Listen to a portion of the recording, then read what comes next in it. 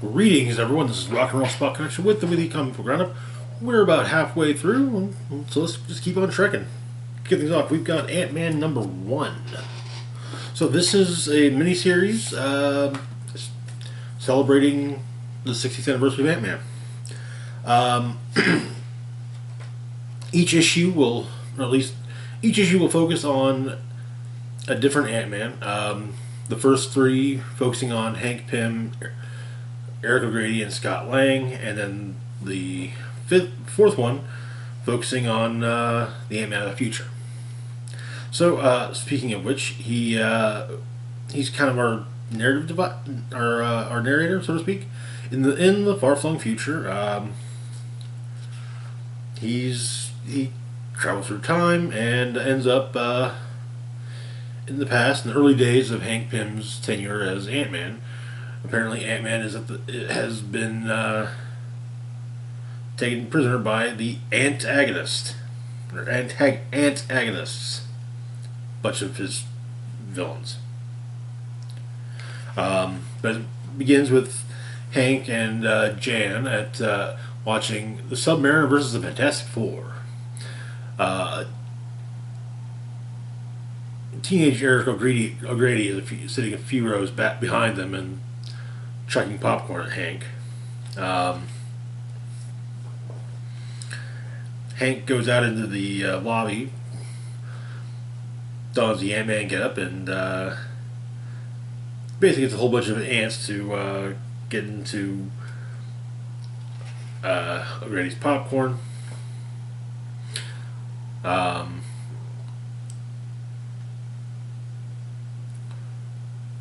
the Ant-Man of the future shows up, but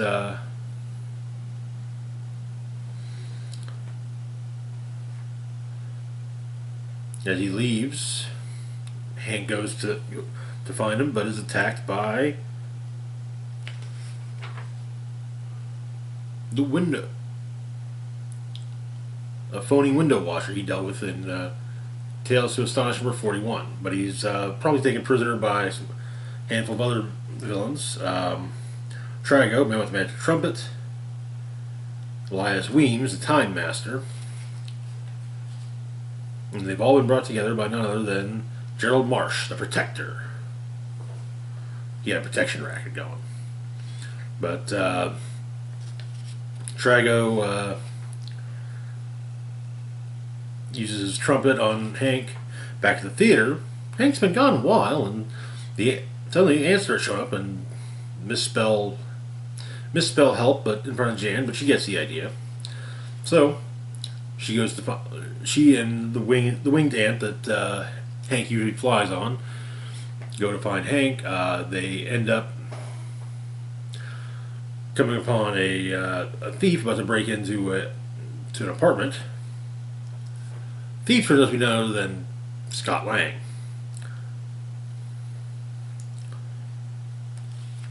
But Jan saves Hank, as well as Time Master's aging gun saves him as well, making his bonds no longer tight around his wrist, so he can just kind of slide his hand through. But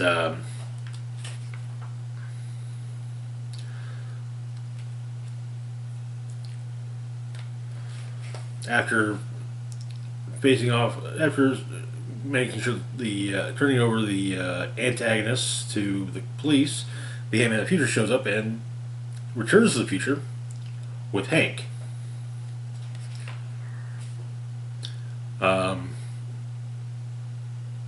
Apparently, the Ant-Man of the future needs Hank Pym's help to save the world of tomorrow from the deadliest menace of yesterday. And that is where the issue ends. Interesting way to kick things off. I'm liking the idea that each issue will deal with a different Ant-Man. Apparently, the next issue will be focusing on not Scott Lang, but rather Eric O'Grady, the irredeemable Ant-Man. Moving on to our next book, we've got Captain America: Symbol of Truth, #3. Where we left off, Sam and his temporary partner, Deadpool, had been taken had been stopped before leaving Liberia by, well, Doctor Doom, the Sovereign of Liberia. Um, but Doom holds a trial. Cap explains what's going on, um, and so that he'll do what he can to help to ease sanctions on against humanitarian aid to Liberia. Deadpool had other things to answer for, though. But it looks like the Wakandan Forever movement is involved further in the whole thing, vibranium smuggling and whatnot. Elsewhere, Falcon rescues his cousin from the facility she was being held at, held for observation. Louisa explains what happened, how she got captured, and back with Sam, he goes to visit an old acquaintance of his from his younger days.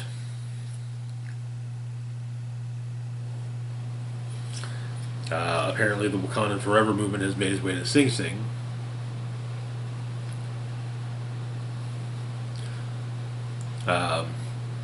Falcon returns Louisa to Mexico. Sam asks, basically, the situation to the Prime Minister of Wakanda, as well as Princess Shuri. But he can't. They do not allow him to. They are not allowing him to investigate.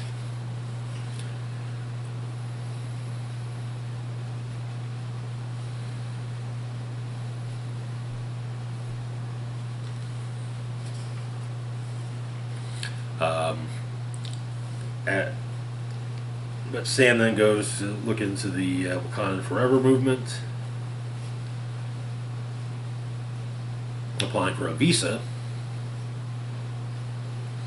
while White Wolf watches from a distance. Falcon is keeping an eye on Louisa and notes a gas mask under the driver's seat of the bus that she's on. The Falcon gets tased, and apparently, look at the facility that they're at in Mexico is where White Wolf is storing quite a good deal of vibranium, with crossbows leading a security detail. And that is where the issue ends. Similar to this, definitely getting interesting. Apparently, an article popped up. There will be a crossover between the two Captain America books, which, yes, that's awesome. Called Cold War. I don't know what the detail. I didn't read the article, so I don't know what the details on it are. But looking forward to that. That's for sure. Moving on to our next book, we've got Genis Vell, Captain Marvel, #1. So, Genis Vell is the son of Mar-Vell, artificially created, given false memories of childhood. Much like his father, he bonded with the Negabands and Rick Jones. They used to have a kind of thing where they go back, where there's kind of Rick would slam the Negabands together and be replaced with Mar-Vell, or later Genis Vell. Then Mar-Vell or Genis Vell then do the same thing, and yeah, kind of reminiscent of what happened at the end of Miss Marvel on the Disney Plus Miss Marvel series. So that said, Genis Vell's been dead for a while, but he's back. He popped up in the current Captain Marvel ongoing.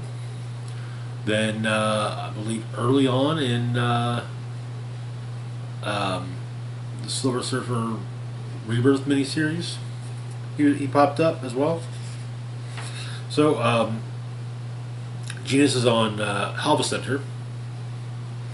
Runs into an old associate of his, Simon, a psionic, trying to unlock. And the idea is that he's going to try and help Genis unlock his memories. Various things, for example, being on Halvadex. The last time he was on Halvadex, apparently Rick Jones's wife Marlo had decided she wanted to explore a relationship with Moondragon.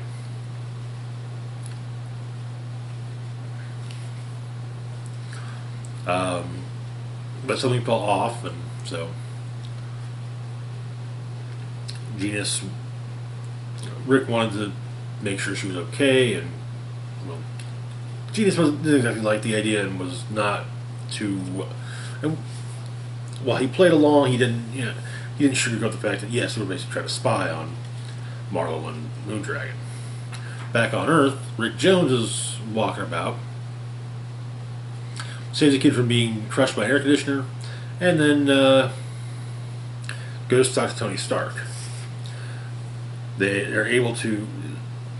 He's got an old hairbrush of Marlowe's that has some of her hair in it still, so they're able to at least see if try use algorithms to see if she's on the planet. She apparently is not, or she's been incinerated. So, Rick runs into the kid that he saved, along with the kid's girlfriend, and passes out. In the past, Marlo wakes up in the Zooseum of Boss Bragg.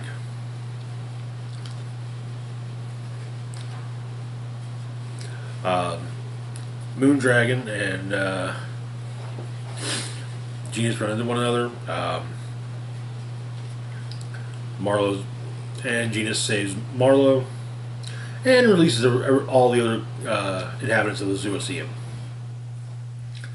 In the present, Genis has been taken prisoner by Boss Bragg, and well, Boss Bragg wants some payback. But it turns out that the Negabands, which I probably would have known this if I had read the old Captain Marvel book with Genis Vell, the Negabands are the source of his powers, but they help him control his powers. They help him control them, and well, yeah, getting beat up by Boss Bragg's thugs, yeah. Lets off a massive explosion. And while Boss Bragg orders Genis' death, well, Genis is unconscious, but someone advises him against this. And we'll find out who that someone is here in a moment. Rick's in the hospital, unconscious. It's not a stroke, not drugs, but he somehow phases through the bed. And a couple floors, ends up in the garage. In the dreamscape, he wakes up in the dreamscape with Genis Vell, kind of recreating the origin of the Hulk.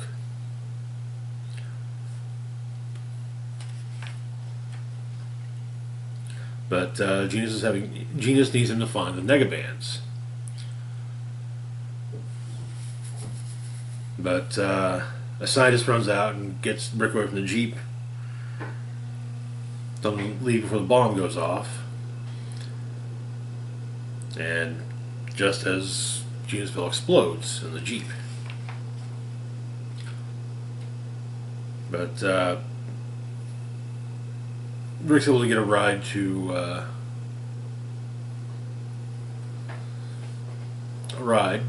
elsewhere to his apartment. Back on it.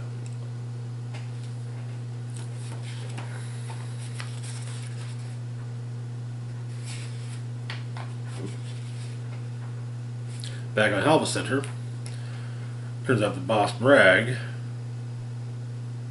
was stopped from killing Genis Vell by none other than the Mad Titan. Thanos. And that is where the issue ends. Okay, neat start to things. Definitely have to see where this miniseries goes, or series. I'm not sure if it's ongoing or if it's a miniseries at the moment. I'll also say I'm fairly certain the reason Genis Vell is getting the brief boost is I imagine he'll be in the upcoming Captain Marvel sequel to Marvels. So that way, having a more recent book with him gets his name out there, and you know, then when they when they make the surprise announcement of casting for him, it's the idea being that hopefully it's met with lots of fanfare. Moving on to our next book, we've got Task Force Z, number 10. Where we left off, Task Force Z was on the run while Mr. Bloom and Man-Bat were working on the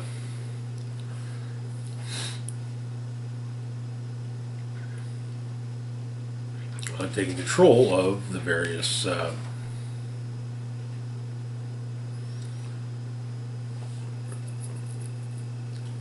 rather perfecting the resurrection process. But this issue goes backwards between months ago, the trials leading up to the formation of Task Force Z, and the present. Turns out that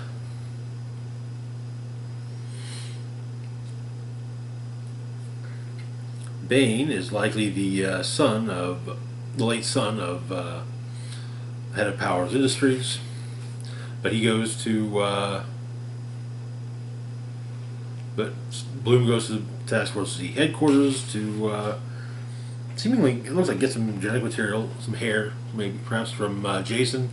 Wakes up the rest of the squad and knocks Bloom out the window. The rest of the squad follows him, but well, Bloom's able to take control of most of them. A memory implantation process that he experimented with, courtesy of the Thinker. But the only member of the squad of Task Force Z that Bloom doesn't manage to control is, in fact, Grundy. So Grundy and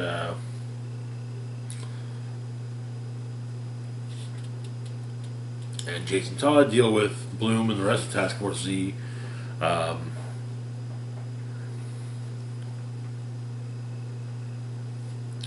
Apparently, Bloom does not hold Bloom is not held in high regard by Amanda Waller. Grundy and Jason are actually going to win the fight against Bloom and the rest of Task Force Z until Copperhead hits Grundy with the van. Terrible van. Turns out, though, that one of the twins, Delia, has been taken prisoner by everyone, and in order to help with the memory implantation process.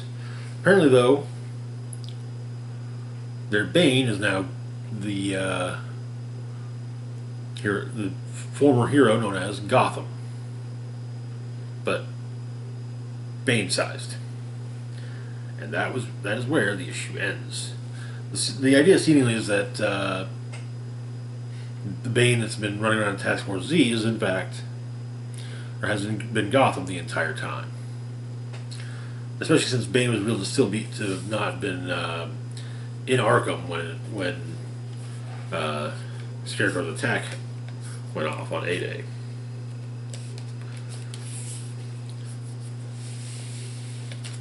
That was becoming a bit of a good, okay, who is their Bane? So, yeah. Moving on to our next book, or our last book for the moment, in fact, we've got Young Justice, Targets, number 1. This spins out of the Young Justice animated series. But,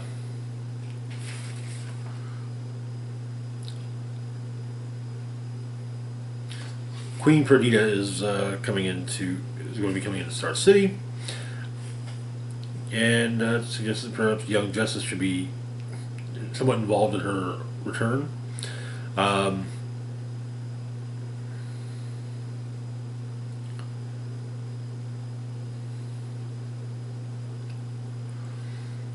But the Queen has arrived in Star City 2 days previously, and was met by her security detail led by Roy Harper. In Markovia, Count Nefaria and a handful of other villains are freed by armored followers of Nefaria.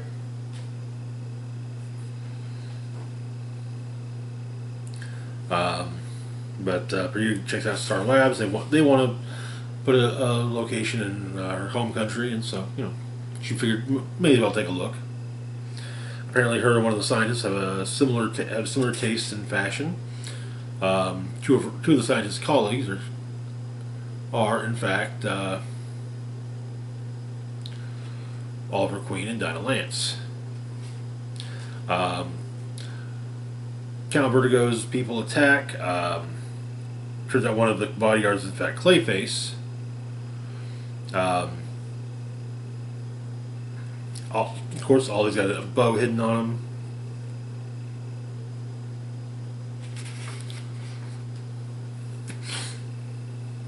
But all he's taken down with a tranq dart, and the Queen is taken prisoner.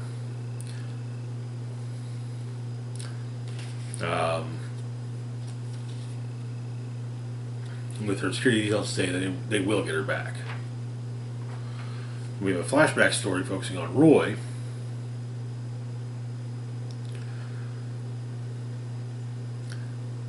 Back when, after he found out he was a clone, returned Roy. But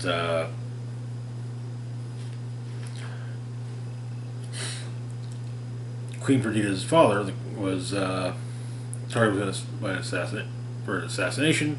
Sportsmaster was the one dealing with it, and it turns out that Roy had an implanted code word, Broken Arrow, which Sportsmaster says, and causing Roy to freeze up, and so Sportsmaster knocks him out. When Roy comes to, the king's dead. So he states that he doesn't want to fail Queen Perdita again like he did the last time. And that is where the issue ends. Interesting miniseries, interesting start to the series so far. We'll have to see where it goes. Kind of thinking maybe I should start watching Young Justice again. I think I watched the first couple seasons on Netflix, so I should check that out on HBO Max. Anyway, that is going to do it for now. As always, feel free to like, share, and subscribe. Links to my Facebook, Twitter, Patreon, and PayPal can be found in the description box down below. This is Rock and Roll Spock signing off, saying, live long and rock hard.